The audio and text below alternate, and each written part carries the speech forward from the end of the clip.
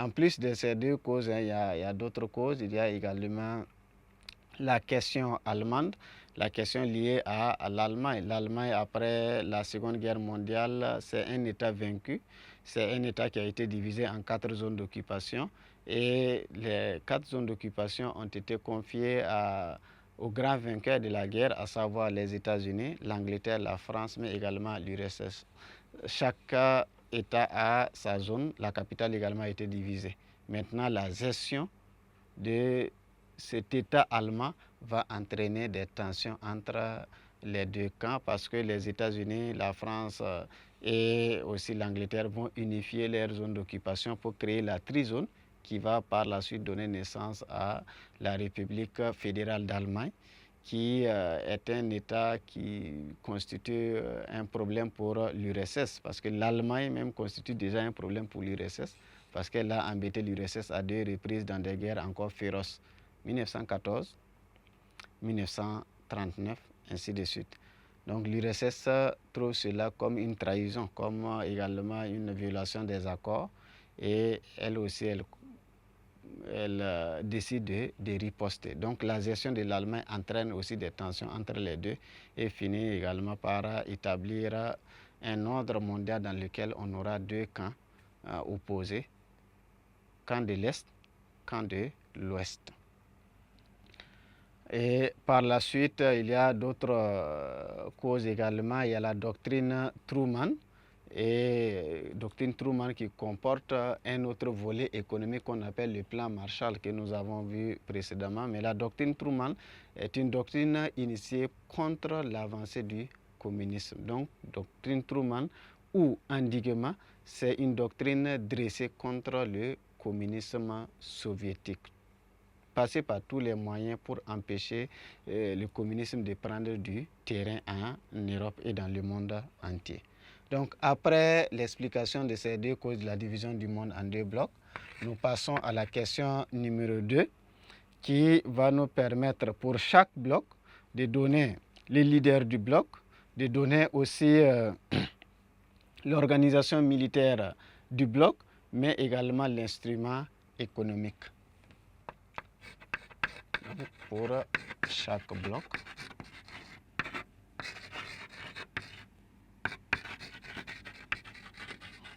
Donnons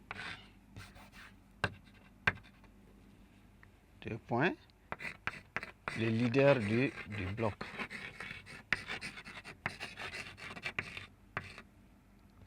Le leader du bloc. Bloc de l'Est. Le bloc de l'Est est dirigé par l'URSS.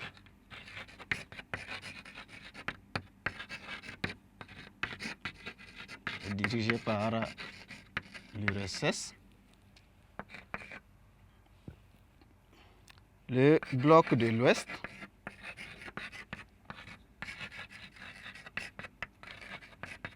est dirigé par les États-Unis.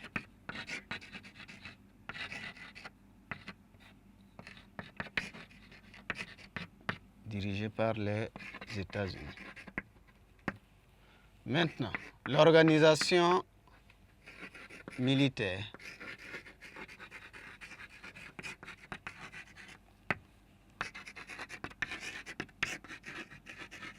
L'organisation militaire. Pour le camp de l'Est, nous avons le pacte de Varsovie. Le pacte de Varsovie. C'est l'organisation militaire du bloc de l'Est.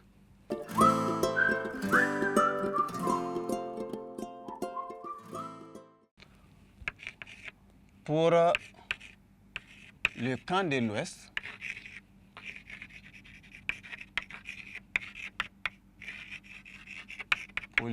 l'Ouest, l'organisation militaire, on peut parler de plusieurs organisations militaires, mais la plus influente, c'est l'OTAN.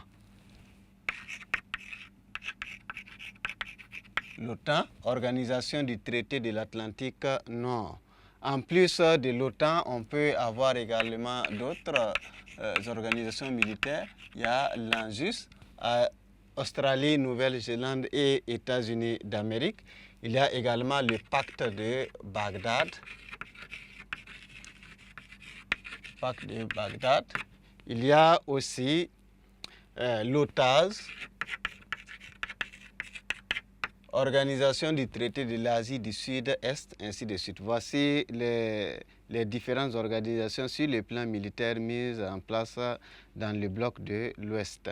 Mais la plus influente, c'est l'OTAN et qui demeure jusqu'à présent, qui mène des actions et qui est encore plus visible. Les autres, on en parle très peu ou bien on n'en parle même plus. Après l'organisation militaire, c'est l'instrument économique.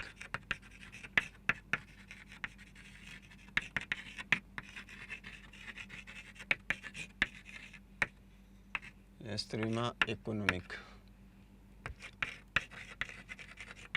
Pour le bloc de l'Est,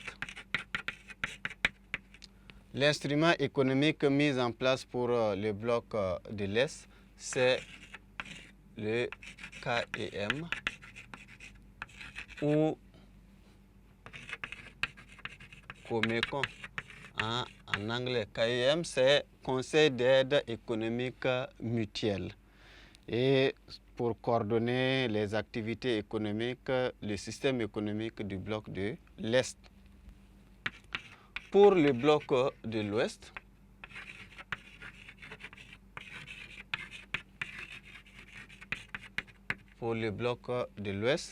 nous avons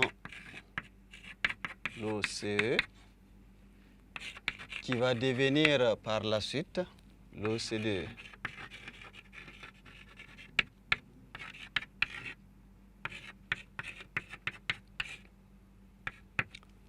Donc pour le bloc de l'Ouest, on a l'organisation économique de coopération, l'Organisation européenne de coopération économique qui va devenir par la suite l'Organisation de coopération et de développement économique.